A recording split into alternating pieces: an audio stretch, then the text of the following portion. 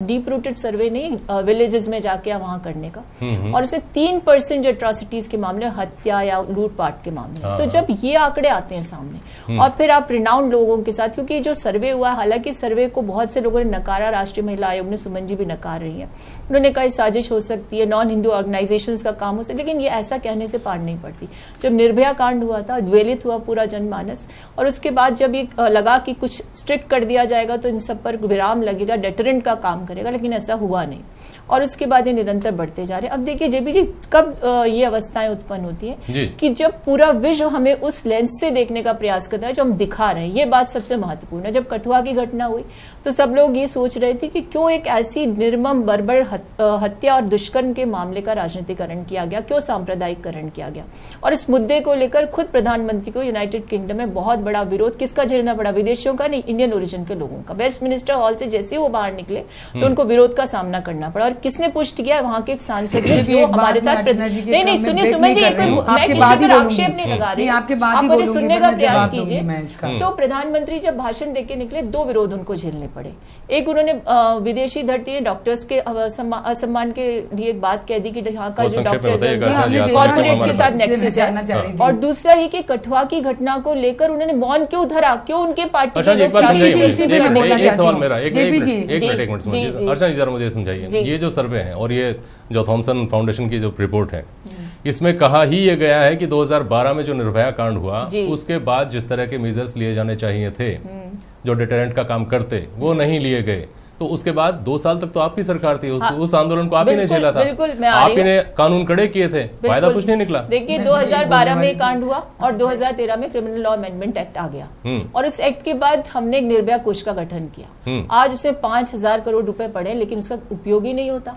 आज राजस्थान के अखबार पढ़े कि बॉक्सो एक्ट को लेकर के कोर्ट्स नहीं बनाए जा रहे, प्रतिकार राशि नहीं दी जाती है। तो हमारी संवेदनशीलता है कहाँ, प्राथमिकता 2014 के बाद में संवेदनशीलता खत्म हो गई। जब हम देखिए संवेदनशीलता की बात नहीं है, अब मैं आ रही हूँ, सुनिए सुमन जी, सुनिए, ये विवाद का मुद्दा नहीं, यही एजेंसी 2011 में सर्वे करती है, तब चौथे नंबर पर, आज प्रथम नंबर पर आता है। एनसीआरबी की रिपोर्ट पे भी दूंगी जवाब में, अगर अर्चना जी सुने तो। ये जो आंकड़े हमें बता रही हैं, अगर मैं राजस्थान में, देश को भी छोड़िए, मैं राजस्थान की बात करती हूँ क्योंकि हम लोग राजस्थान में बैठे हैं और डिबेट कर रहे हैं।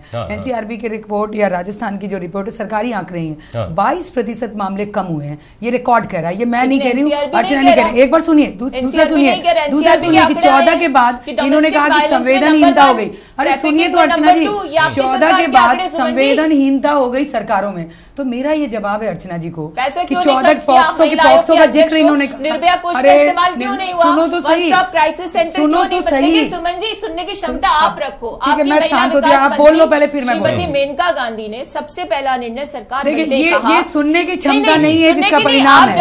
मैं जवाब ही दे रही हूँ, आप सुन ले रही हैं।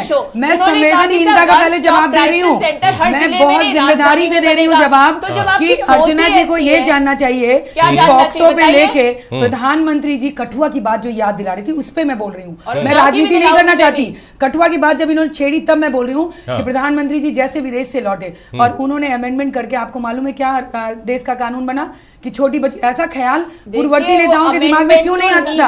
मैं ये पूछना चाहती हूँ, ये जवाब है संवेदनशीलता का कि बच्चियां मरती रहे, बच्चियां जलती रहे, लेकिन आप कानून सख्त नहीं करो। दूसरी बात, ये भी बहुत इंपॉर्टेंट बात, देश की छवि खराब करने की। अर्चना जी ने कहा कि प्रधानमंत्री को बाहर के लोगों ने घेर लिया, हमने ये वीडियोस नहीं देखे, अर्चना जी ने कहाँ देखे मैं नहीं जानती।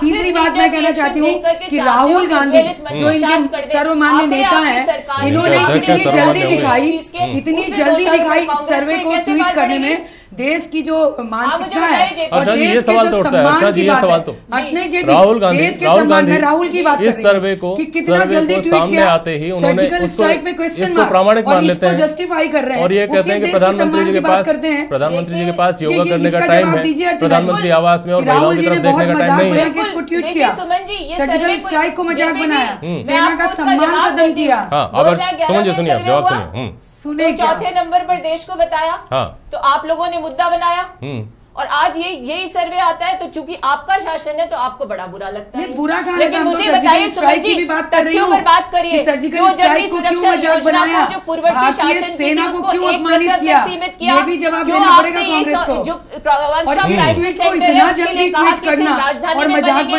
क्यों निर्भया कोष का इस्तेमाल नहीं होता, जब हमने पॉक्सो के लिए कानून बना के बालिकाओं के लिए किया, तब तो राहुल गांधी ने ट्वीट नहीं किया कि देश में बहुत अच्छा काम हुआ। केवल किस तरह से देश बदनाम हो, किसी षड्यंत्र में लगे रहे, और इससे ये छवि खराब होती है। कांग्रेस इतनी जल्दीबाजी दिखाती है देश को बदनाम करने में। राहुल गांधी ने 2 मिनट में ट्वीट किया। बराए मेहरबानी सुन लीजिए योगिता शर्मा, जमीनी हकीकत क्या है? हो सकता है अर्चना शर्मा और सुमन शर्मा की अपनी राजनीतिक प्रतिबद्धताएं हैं जिसके चलते वो नहीं कर पा रही हूँ। हाँ चलिए ठीक है जी, बिल्कुल ठीक है। हाँ योगिता शर्मा आप बताइए, आप महिलाओं के बीच में काम करती हैं, महिलाओं के उत्थान के लिए काम करती हैं, हकीकत क्या है? हालात बिगड़ रहे हैं, सुधर रहे हैं, या जैसे के तैसे हैं? देखिए, राजनीतिक आक्षेप या विक्षेप के लिए हम यहाँ नहीं बैठे हैं। सिर्फ एक ही बात कहना चाहूंगी, यत्र नार्यस्तु पूज्यते तत्र देवता रमन्ते। भारत देश जो कि नारियों की इज्जत, जिनकी पूजा के लिए जाना जाता था, आज कोई भी संस्था आके उसे पहले नंबर पे रखती है यौन शोषण के लिए, महिलाओं के अत्याचार के लिए। तो क्या ये सही है? चाहे वो कांग्रेस हो, चाहे वो बीजेपी हो, पार्टी कोई भी हो, क्या महिलाएं सच में सुरक्षित हैं? चूंकि मैं महिलाओं के लिए कार्य करती हूँ, इस संस्था में कार्य करती हूँ, देखती हूँ, तो वाकई में भारत की स्थिति दयनीय होती जा रही है। ये कहना बिगड़ रही है, ये कहते हुए बहुत शर्म आ रही है, बहुत बुरा लग रहा है। लेकिन महिलाओं की जो स्थिति प्राचीन काल में थी, आज पढ़ी लिखी महिलाएं, एजुकेटेड वुमेन एम्पावरमेंट की बात की जाती है, लेकिन एम्पावरमेंट कहाँ है? घर से निकलती है लेकिन आंकड़े तो कुछ और ही कहते हैं योगिता जी। राष्ट्रीय परिवार स्वास्थ्य सर्वेक्षण की रिपोर्ट करती है बाल विवाह में हालत सुधर गए, बैंकिंग व्यवस्था में स्त्रियों की भागीदारी बढ़ गई, घरेलू हिंसा घट गई। बिल्कुल, भ्रूण हत्या में सुधार हुआ है, भ्रूण हत्या कम हुई है, रुकती क्यों नहीं है? ये चीजें रुकती क्यों नहीं है? लिटरेसी बढ़ी है, लिटरेसी के साथ रेप बढ़ गए हैं। लिटरेसी इसलिए हुई है कि रेप हो जाए, रेप में सुरक्षा नहीं है। सबसे बड़ा मुद्दा ये है कि देश में सुरक्षा ही नहीं है, सुरक्षा का माहौल नहीं है। आप कितना भी पढ़ लिख लो, आप कितनी भी भ्रूण हत्याओं को रोक दो, आप बाल विवाह को रोक दो, लेकिन सुरक्षा कहाँ है? एक महिला घर से बाहर निकलती है, एक छोटी सी बात की, एक कैब भी बुक कराएगी तो आज अपना पहले शेयर 10 लोगों को स्टेटस शेयर करेगी कि मैं यहाँ हूँ, मेरा ध्यान रखिएगा। क्यों? कि भारत देश इतना ज्यादा गिर गया है कि कोई महिला अकेली बाहर नहीं निकल सकती है। कोई नहीं, ऐसी स्थिति योगिता जी मैं डिनाई करूंगी कि इतना गिर गया भारत की कोई महिला बाहर नहीं निकल सकती। आप निकली हैं, मैं कह दूं कि मेरे पास तो सरकारी व्यवस्था है, लेकिन आज रात में भी ड्यूटी करती हैं महिलाएं। पूरे जयपुर ही नहीं, पूरे हिंदुस्तान के छोटे छोटे शहरों में रात के नाइट शिफ्ट में भी लड़कियां जाती हैं, कई शिफ्ट करती है। तो ये एकदम आरोप लगाना कि भारत बिल्कुल गिर गया है और यहाँ महिलाएं बिल्कुल, मैं इसको डिनाई करूंगी।